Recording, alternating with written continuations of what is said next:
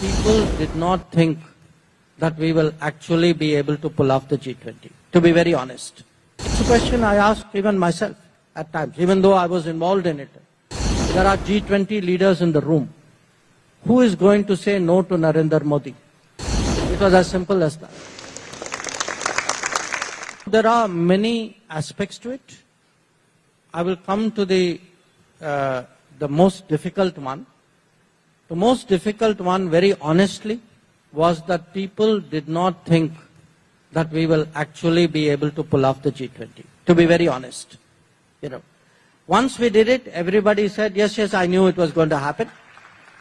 But till the morning when we actually got 20 countries to agree to something, if any of you look back, look at the tweet, look at the day's newspaper, look at the day's television coverage, the general thinking was that this was not going to happen.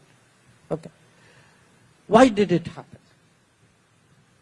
It's a question I ask even myself at times, even though I was involved in it. I think it happened partly for two reasons. One, we actually decided that in a sense we would raise the stakes, we will create so many outcomes in the G20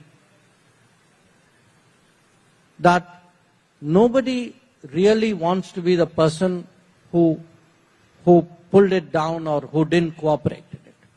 So the higher the stakes you made the G20, the greater was the incentive or the pressure on countries to actually come along with it.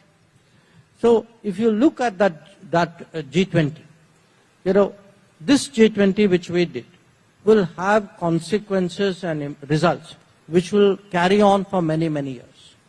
Because it has put in place an action plan on sustainable development goals, sustainable development goals have fallen behind. These are the very basic things for those of you who are not familiar.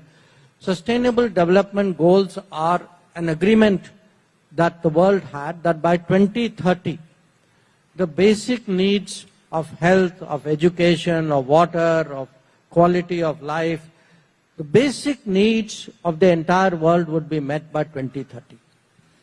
The problem was those 2.5 years of COVID, it actually set the world back very, very badly.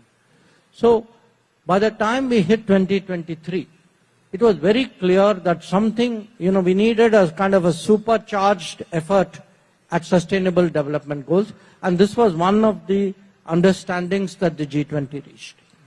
The second was that people spoke about green development. But they were speaking about green development without resourcing green development.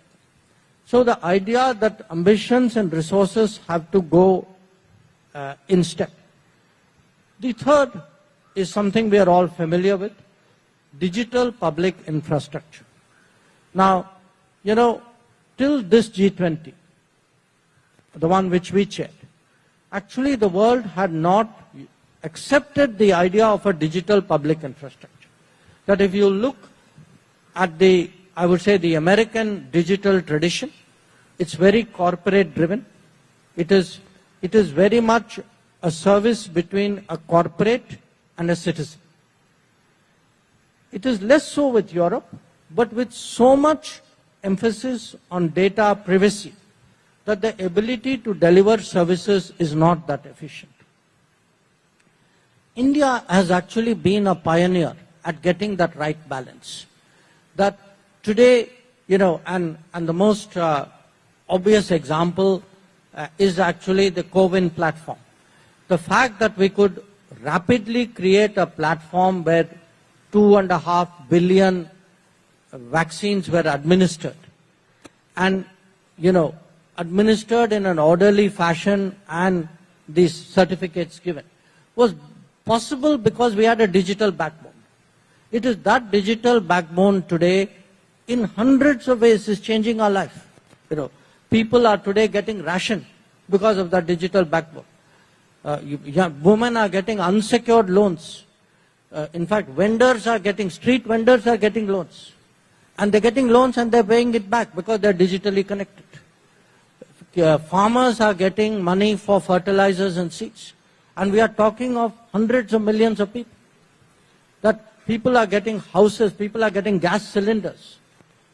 Why is this possible on that scale? You know, what used to be done in lakhs, in hundreds of thousands, today is being done in hundreds of millions. And that digital public infrastructure, I would say to me was the most powerful carry away, and one which I am convinced will actually end up shaping a very large part of the world. There are some other issues also. We discussed how, we would reform the World Bank. There were issues relating to women-led development, but the fact that we piled that agenda that high, I think made it very difficult for people to not cooperate. The second, honestly, was India's own weight. And I mean, when I say India's own weight, I mean, I ask you a question. There are G20 leaders in the room. Who is going to say no to Narendra Modi? It was as simple as that. Subscribe to Midday India. Get direct notifications on all our videos by clicking on the bell icon.